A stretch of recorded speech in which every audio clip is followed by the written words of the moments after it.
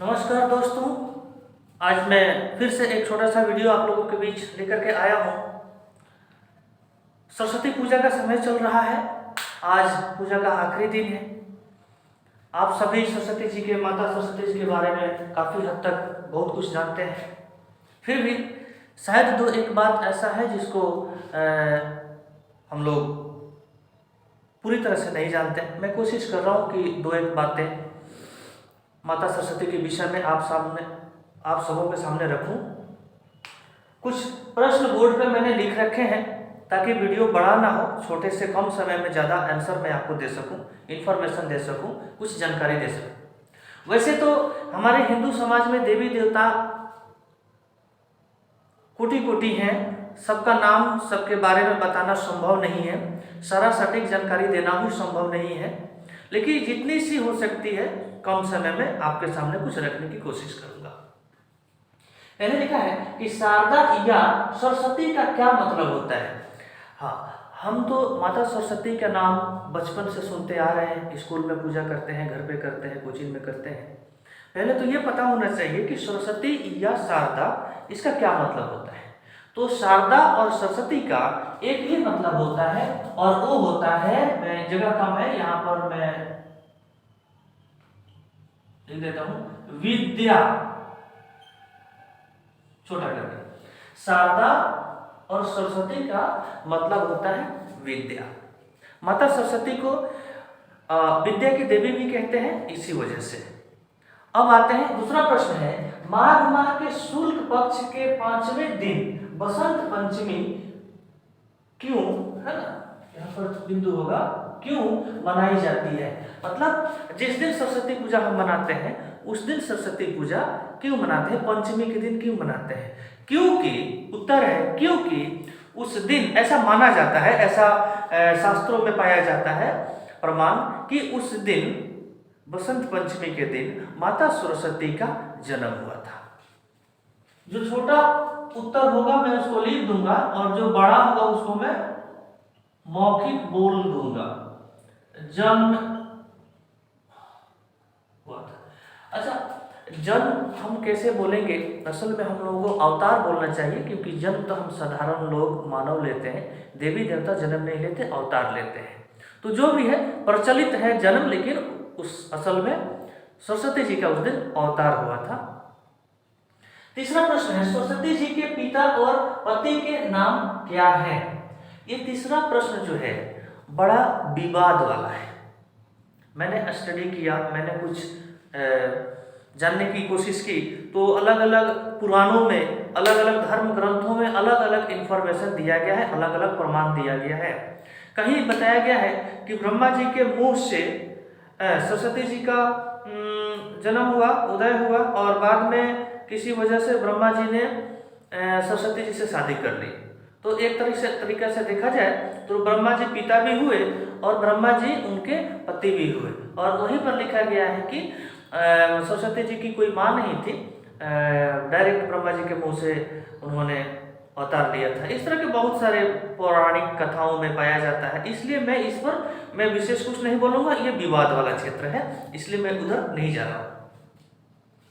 हाथों में बीड़ा और पुस्तक क्यों। हाँ, ये बहुत अच्छा, हाथों में बीड़ा और पुस्तक क्यों। सरस्वती जी को जहाँ भी आपने तस्वीर में देखा होगा, एक हाथ में, दो हाथों में बीड़ा होता है और एक हाथ में पुस्तक होता है। असल में वीणा जो है वह रस का प्रतीक है। वीणा जो है वह किस चीज का प्रतीक है, रस का प्रतीक है। अब रस क्या है, रस वो वाला नहीं जो हम लोग खाते हैं मिठाई में इत्यादि इत्यादि में, खाने वाला रस नहीं। रस होता है जो लोग संगीत के दुनिया में है वो बहुत अच्छी तरह से जानते हैं। 10 प्रकार का रस होता है, जैसे श्रृंगार रस है, वीर रस है, करुण रस है, इस तरह से 10 रस होते हैं। तो वीणा से रस का मतलब निकल करके आता है। हमारे जीवन में रस होता है, हम जो कुछ भी करते हैं, खुश होते हैं, दुखी होते हैं, रोते हैं, हंसते हैं, क्रोधित होते हैं, ये सारे के सारे जो हमारे हृदय से जो भाव निकलते हैं ना, ये किसी न किसी रस में होते हैं। तो रस के बिना जीवन भी रसहीन है, एक पत्थर के समान है। इसलिए वीणा से हमारे जीवन में रस का प्रतीक, रस का संकेत किया जाता है। अब आता है पुस्तक। तो पुस्तक जो है वो ज्ञान का प्रतीक है। पुस्तक से हमें ज्ञान मिलता है। तो माता जी रस की देवी भी हैं, यानी कि गीत संगीत का, और ज्ञान की देवी भी हैं। उनसे हमें ज्ञान की प्राप्ति होती है और गीत संगीत और रस की प्राप्ति भी माता सरस्वती जी से होती है, जिनके ऊपर उनकी कृपा हो जाती है। आपने देखा होगा जो लोग संगीत में विशेष करके आते हैं वो ज़्यादातर माता सरस्वती की ही आराधना करते हैं, पूजा करते हैं, क्योंकि संगीत की देवी माता सरस्वती जी को माना जाता है और विद्या की देवी भी। शिक्षक लोग और संगीतकार लोग, कलाकार लोग माता सरस्वती की पूजा सबसे पहले करते हैं। वस्त्र सादा और हंस भी सादा। क्यों वस्त्र भी सादा और हंस भी सादा क्यों? तो कहा गया है कि श्वेत वस्त्र जो है, श्वेत रंग। अच्छा एक बात बताओ, श्वेत जो है, व्हाइट, सादा, ये कोई रंग नहीं होता है। ये सादा है मतलब सादा है, इसमें कोई रंग नहीं। सादा को छोड़ करके कोई भी आ जाए वह एक रंग में ही आएगा, किसी न किसी रंग में आएगा। सादा किसी रंग को हम नहीं बोलते हैं। इसका एक प्रैक्टिकल प्रमाण भी आपको मिल जाएगा, आप करके देख सकते हैं कि अगर आप कपड़े की दुकान में जाएं, उससे ये बोलना है आपको कि हमको गंजी दीजिए, गंजी, है ना, मैंने किया है, कई बार किया है, एक बार नहीं कई बार, गंजी दीजिए। वो आपसे पूछेगा दो चीज़, एक आपके साइज और दूसरा सादा या रंगीन, है ना। तो सादा कोई रंग नहीं होता, लेकिन कथित तौर पे ऐसे चलती भाषा में हम लोग सादा रंग, सादा ये बोल देते हैं, असल में सादा रंग नहीं होता। तो श्वेत जो होता है ना, सादा, वह पवित्रता, शुद्धता, विद्या और शांति का प्रतीक होता है। जब तक हमारा मन पवित्र नहीं होगा, शुद्ध नहीं होगा, शांत नहीं होगा, तब तक हम विद्या अर्जित कर ही नहीं सकते। तो माता जी का वस्त्र, सरस्वती माता जी का वस्त्र और उनका वाहन हंस, ये दोनों ही सादा सादा होते हैं।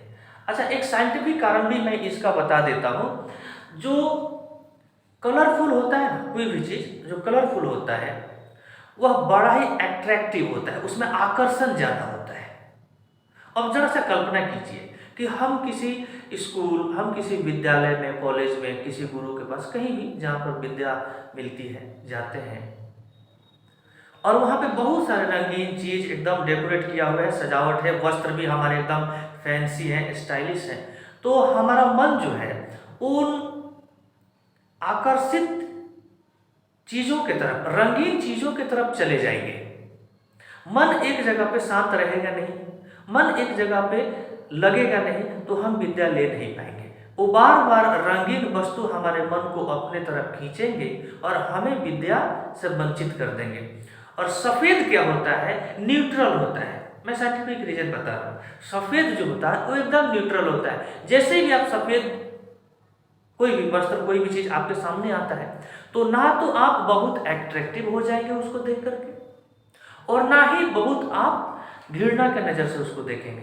कोई कलर आपको, आप स्कूल में गए पढ़ने के लिए, कोई लड़का या लड़की कोई ऐसा शर्ट पहना है जिसको देख करके आपको बहुत अच्छा लगा, उसका निगेटिव भी, उल्टा भी हो सकता है। उसी का वस्त्र, उसका रंग देख करके आपको अच्छा नहीं भी लग सकता है।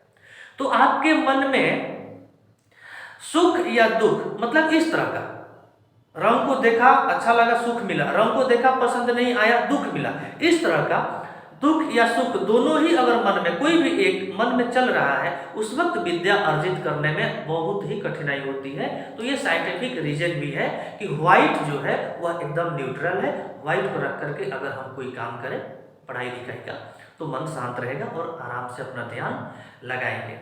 आपने पहले देखा होगा, अब तो बहुत कुछ परिवर्तन हो चुका है, पहले आपने देखा होगा कि स्कूल का जो ड्रेस होता था वह ऊपर का सादा और नीचे का ब्लू और नहीं तो ब्लैक होता था। आते हैं आगे, क्या है?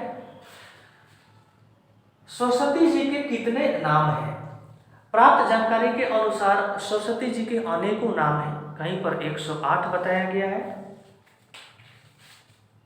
कहीं पर 108 बताया गया है, और कहीं पर उससे कम इत्यादि इत्यादि बताए गए हैं। लेकिन मैं सरस्वती जी के 4 मुख्य नाम जो बहुत काफ़ी चर्चित है उनको मैं आपके सामने रख रहा हूँ।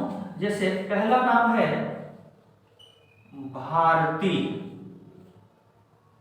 सरस्वती जी का पहला नाम है भारती, दूसरा नाम है सरस्वती, तीसरा शारदा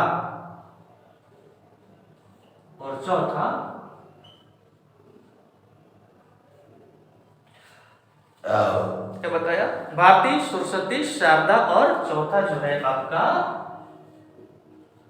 हंस वाहिनी। हंस वाहिनी, भारती, सरस्वती, शारदा और हंस वाहिनी। हंस वाहिनी क्यों? क्योंकि वाहन उनका क्या है, हंस है, इसलिए।